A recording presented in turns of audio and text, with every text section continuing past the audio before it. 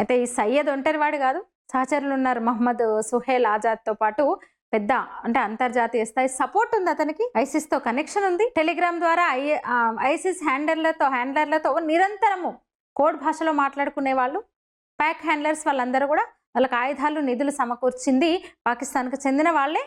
ముఖ్యంగా డ్రోన్ల ద్వారా ఆయుధాలు వీళ్ళకి రహస్యంగా చేరవేశారు. అంటే ఇది కేవలం విష ప్రయోగం కాదు, ఉగ్రవాద యుద్ధం. అయితే అదే సమయంలో ఏటీఎస్ వచ్చింది దేవుడిలా. చీకటి ఎంత దట్టంగా కమ్ముకున్నా ఎక్కడో ఒక చోట వెలుగు ఉంటుంది. ఆ వెలుగే గుజరాత్ ఏటీఎస్ అని చెప్పొచ్చు. ఎందుకంటే ఢిల్లీ బాంబు పేలుడు నేపథ్యంలో మనం ఇవన్నీ చూస్తుంటే ఎంత పెద్ద కుట్రను ఛేదించారు నిఘా వర్గాలు, భద్రతా సంస్థలు గుజరాత్ ఏటీఎస్ అని మనకు అర్థమవుతుంది. యాంటీ టెర్రరిస్ట్ స్క్వాడ్ నిఘా వర్గాల నుంచి అందిన చిన్న క్లూతో రంగంలోకి దిగిన ఏటీఎస్ అధికారులు అసలు ఎవరూ ఛేదించలేని అనుమానాస్పద సంభాషణల్ని, టెలిగ్రామ్ మెసేజ్లను డీకోడ్ చేశారు. సరైన సమయానికి ఆ ముగ్గురును పట్టుకున్నారు. అక్కడ ఈ రెజిన్ ఫ్యాక్టరీ లాంటి సెటప్ను చూసి అధికారులే షాక్ అయ్యారంట. నిజంగా మన దేశ భద్రతా సంస్థల సామర్థ్యము ఇప్పుడు మనం అర్థం చేసుకోవచ్చు. ఢిల్లీలో జరిగింది, కానీ ఏకకాలంలో ఎన్నో చోట్ల ఇలాంటి పేలుళ్లకు కుట్ర జరిగిందని మనకు స్పష్టమవుతోంది.